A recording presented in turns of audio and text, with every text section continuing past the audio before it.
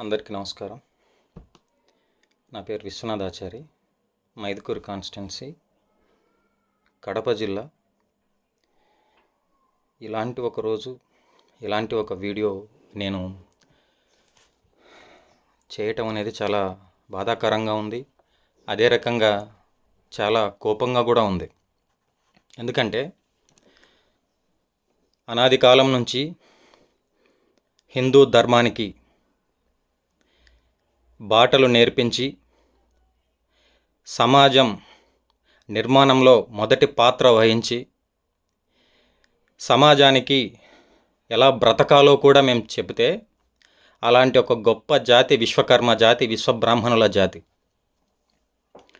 నువ్వు హిందూ అని చెప్పుకునేదానికి నీకు ఒక మూలాధారమైనటువంటి ఆలయాలు, వాటిని నిర్మాణం చేసి అందులో కూడా శిలాశాసనాలు, అంటే పలానా ఆలయం ఎప్పుడు నిర్మించబడింది, దాని చరిత్ర ఏంటి అని ఒక విశ్వబ్రాహ్మణుడు చెబితేనే ఈ సమాజానికి తెలుస్తూ ఉంది. ఆ శిలాఫలకం మీద రాసేటువంటి అక్షరాలు కూడా ఒక విశ్వబ్రాహ్మణుడు చెప్తేనే ఈ సమాజానికి తెలిసింది. అలాంటి గొప్ప జాతి విశ్వబ్రాహ్మణుల జాతి. నేడు జగద్గురు శ్రీ పోతులూరి వీరబ్రహ్మేంద్ర స్వామివారు సమాజంలో ఉన్నటువంటి అనాది కాలం నుంచి వచ్చేటువంటి అసమానతలను దూరం చేస్తూ అందరూ సమానమే, మనమంతా కలిసి బ్రతకాలి, సమాజంలో పెద్ద కులం చిన్న కులం అనేటువంటి అసమానతలు లేవు అనేటువంటి చెప్పిన గొప్ప మహానుభావుడు, కలియుగ విష్ణు వంశ సంభూతుడు. అలాంటి వీరబ్రహ్మేంద్ర స్వామివారి తలుచుకుంటూ నేను ఈరోజు ఈ మాటలు నేను మాట్లాడుతున్నా. ఇందాకే నేను న్యూస్ చూడడం జరిగింది. విశ్వబ్రాహ్మణ ముద్దుబిడ్డ బ్రహ్మశ్రీ సాయి ఈశ్వరాచార్య గారి మరణం నన్ను చాలా బాధ పెడుతూ ఉంది. ఈ సంఘటన మీద స్పందించకుంటే సాటి విశ్వబ్రాహ్మణులకు జరుగుతున్నటువంటి సమస్యల మీద మనమే గొంతు విప్పకపోతే మన మనుగడ ఏంటి, మనం ఈ సమాజంలో మనం ఇంకా వెనకబడిపోతాం అనేటువంటి ఒక ఉద్దేశంతో నేను ఈరోజు ఈ వీడియో చేయడానికి మేము ముందుకు వచ్చాను. ఇంకో విషయం ఏంటంటే, నాకు ఇది నేను ఒక కులం గురించనో లేకుంటే నాకు ఒక రకమైన కులభావన అని కాదు. ఇక్కడ ముఖ్యంగా ఏంటంటే, సమాజంలో ఇప్పుడున్నటువంటి బీసీ సామాజిక వర్గాల్లో ఉండేటువంటి 136 కులాల్లో మొట్టమొదటిగా పేరుగాంచిన కులాలు, పెద్ద కులాలు చాలా ఉన్నాయి, డబ్బున్న కులాలు చాలా ఉన్నాయి. ఉన్నటువంటి ఇంత సంఖ్యాదులో ఉన్నటువంటి బీసీలలో వెనుకబడినటువంటి కులం ఏంద్రా అంటే మేము చెప్పుకోవడానికి చాలా బాధగా ఉంది. కానీ మా విశ్వబ్రాహ్మణ జాతి అంత వెనుకబడిపోయింది.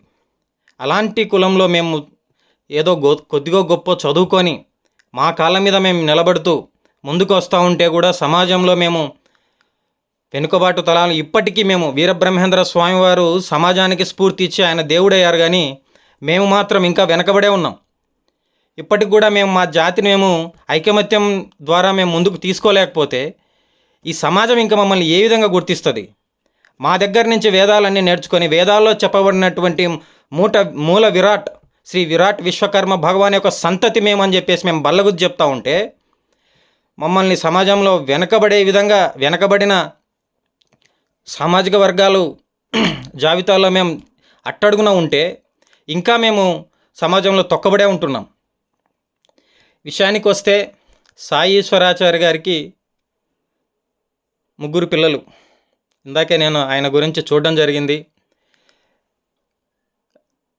ఒక బతికిడుస్తూ ఒక సమాజంలో ఆయన బ్రతుకుతూ సాటి బీసీ కులాల కోసం ఆయన ఈరోజు తన ఆత్మ బలిదానం చేయడం అనేది ఒకందుకు నేను గర్వంగా భావిస్తూ ఒకందుకు నేను చాలా బాధపడుతున్నా. ఎందుకంటే సమాజంలో మనం చాలా మంది తక్కువ. అలాంటి మనమే ఈ సమాజానికి బలిదానం ఇస్తే మనలో ఇంకెవరు నాయకులు ముందుకొస్తారు?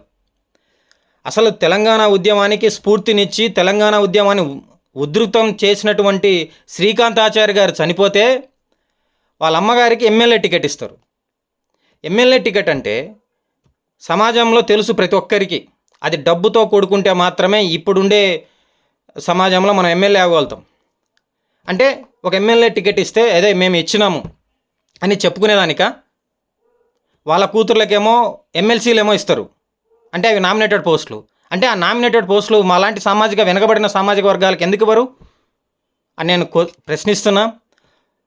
ప్రజలు, అదేవిధంగా బీసీ సామాజిక వర్గాలు, అదేవిధంగా విశ్వబ్రాహ్మణులు తెలివి తెచ్చుకోవాలి. మనం తెచ్చుకొని సమాజంలో మనం ఏ స్థాయిలో ఉన్నాం.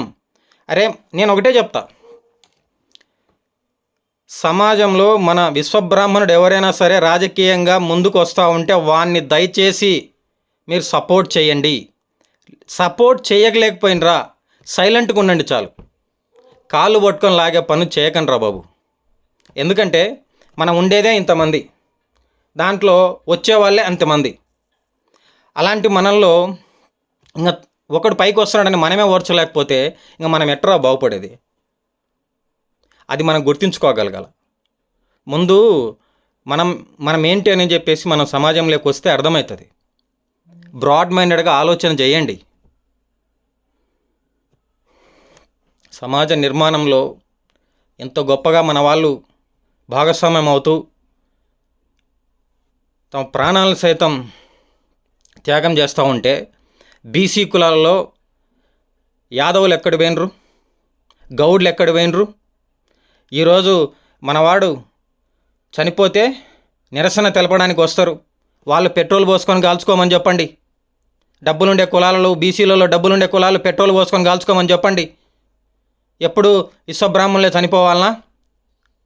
సమాజ నిర్మాణం కోసం ఇంతగా కష్టపడి వాళ్ళు ఇచ్చిన కొద్దో గొప్ప డబ్బుల కోసం నీతి నిజాయితీతో బతుకుతూ ఉంటే మమ్మల్ని ఇంకా అనగదొక్కే విధంగా జరుగుతూ ఉన్నాయి. సరే, ఇప్పుడు మనం బీసీల రిజర్వేషన్ల జోలికి వస్తే 42% బీసీలకు రిజర్వేషన్ ఇస్తానని మాట చెప్తే ఈరోజు వాళ్ళ సామాజిక వర్గానికి చెందిన వాళ్ళు కొంతమంది బీసీలకు అగైనెస్ట్గా మళ్ళీ కోర్టులో కేసేస్తారు. వాళ్ళ ప్రభుత్వం ఉంది కాబట్టి ఇప్పుడు ఆ రిజర్వేషన్లు రానియకుండా అడ్డుకుంటున్నాడు. నిన్నటికి నిన్న నేను చెప్పాలనుకున్న రేవంత్ రెడ్డి గారు హిందువులను అవమానకరంగా మాట్లాడుతూ, మీరు ఏం మాట్లాడతారు నిన్న హిందూ దేవతల గురించి? అంటే మీరు హిందూ కాదా? మొన్నటికి మొన్న మీ కూతురు గారికి వివాహం జరిగితే ఆ వివాహము హిందూ సాంప్రదాయ పద్ధతిలో చేశారా, లేకపోతే ఇంక వేరే మత ఆధారంగా మీరు చేశారా? మొక్కేదేమో హిందూ దేవతలను, హిందూ దేవాలయాలకు అన్నీ తిరుగుతారు, కానీ విమర్శించడానికి మాత్రం హిందువులు దొరుకుతారు. అంటే ఎవరు ఏమనరనా? బీసీలు కూడా గమనించండి. అందరం ఏకదాటిగా మనమంతా ఒకే నినాదంతో ముందుకెళ్దాం. సాయి ఈశ్వరాచార్య గారు తను చనిపోయినటువంటి ఈ సందర్భంగా ఆయనకి అశ్రు నివాళి నేను ప్రకటిస్తూ ఉన్నాను. అదేవిధంగా వారి కుటుంబానికి ప్రగాఢ సానుభూతిని నేను తెలియజేస్తున్నాను. నేను కూడా చాలా బాధగా ఉంది, ఎందుకంటే సాటి విశ్వబ్రాహ్మణుడు నా సోదరుడు చనిపోయాడంటే నాకు చాలా బాధగా ఉంది. ఇప్పటికైనా కులం కళ్ళు తెరిచే విధంగా పనిచేయండి. యువకులు ముందుగా బయటికి రండి. చదువుకునే వాళ్ళు ఈ సమాజాన్ని బాగుపరిచే కార్యక్రమానికి కంకణం కట్టుకోండి అని చెప్పి నేను చెప్తా ఉన్నా. నేను నిజంగా చెప్తా ఉన్నా, 2 తెలుగు రాష్ట్రాల్లో ఎంతమంది విశ్వబ్రాహ్మణ యువత బయటకు వస్తూ ఉన్నారు? ఎంతమంది కష్టపడి వాళ్ళ కాళ్ళ మీద నిలబడుతూ వాళ్ళు సంపాదించుకున్నటువంటి లేదా వాళ్ళు జాబ్ చేస్తూ ఉన్నటువంటి డబ్బులు ఖర్చు పెడుతూ రాజకీయంగా ఎంతమందికి వస్తూ ఉన్నారు? ఇట్లా ముందుకు వస్తూ ఉంటే ఒక బీసీ ఇంకొక బీసీనే తొక్కుతున్నాడు. ఇంకా ఎక్కడ బీసీ ఉద్యమం ఎక్కడుంది? ఫర్ ఎగ్జాంపుల్ నేనే చెప్తా ఉండా, నేను తీసుకున్నటువంటి ఒక నిర్ణయం వల్ల ఒక బీసీ సామాజిక వర్గానికి చెందినటువంటి ఒక నాయకుడితో నేను ఇప్పుడు డిఫర్ అయ్యి బయటకు రావడం వల్ల ఒక బీసీనే ఉండి నాకే ఇబ్బందులు జరుగుతూ ఉన్నాయి. అది కూడా మనం గమనించగలగాల. వాస్తవంగా ఏంటంటే బీసీలో భారతదేశంలో ఎక్కువ శాతం ఉన్నటువంటి వెనుకబడిన కులాలలో ఉన్నటువంటి బీసీలు చైతన్యం రాకపోతే ఈ భారతదేశంలో మనుగడ ఉండదు, సామాజిక సమన్యాయం అనేటువంటి జరగదు. కాబట్టి ప్రతి ఒక్కరూ ఆలోచన చేయండి. మరీ ముఖ్యంగా విశ్వబ్రాహ్మణ నాయకులందరికీ నేను తెలియజేసడం ఏంటంటే, ఏదైనా నిర్ణయం తీసుకుంటే దాని చావు వరకు తీసుకొని పోయే విధంగా మీరు ఆలోచన చేయకండి. బ్రతికి సాధిద్దాం, చచ్చి సాధించే విధానాలు మనకొద్దు. కొట్లాడదాం, చొక్కాలు చింపే వరకు కొట్లాడదాం. కొట్లాడి మనకు కావాల్సిన న్యాయాన్ని మనం తెచ్చుకోవాలి. కానీ ఇలా చనిపోయే విధంగా నిర్ణయం తీసుకోవద్దని చెప్పేసి మిమ్మల్ని అందరినీ నేను ప్రాధేయపడుతున్నా. విద్యావంతులు బయటికి రండి, సమాజ నిర్మాణం కోసం మీ ఆలోచనలు ముందుకు తీసుకుపోయే విధంగా రండి. అందరం కలిసి పనిచేద్దాం. పెద్దలను మనకు సపోర్ట్ చేస్తూ సహాయ సహకారాలు అందించే పెద్దలకు పాదాభివందనాలు చేస్తూ వాళ్ళను కూడా సపోర్ట్ చేస్తూ ముందుకు పోదాం. కానీ మన వెనకలనే ఉండి మనల్ని తొక్కే పెద్దలకు మాత్రం నరాలు తెంపి పక్కన పెడదాం. పెద్దలను గౌరవిద్దాం. తప్పుడుగా ఆలోచన చేసే పెద్దలను కూడా తొక్కేద్దామని కూడా నేను ఈ వీడియో ద్వారా నేను మీకు తెలియజేస్తున్నా. 2 తెలుగు రాష్ట్రాల్లో ఉన్నటువంటి విశ్వబ్రాహ్మణ సోదరులందరూ ఏకం కావాలని కూడా నేను ఈ వీడియో ద్వారా మీ అందరికీ నేను తెలియజేస్తున్నాను. సెలవు తీసుకుంటూ నమో వీరబ్రహ్మణే, నమో విశ్వకర్మనే. జై హింద్.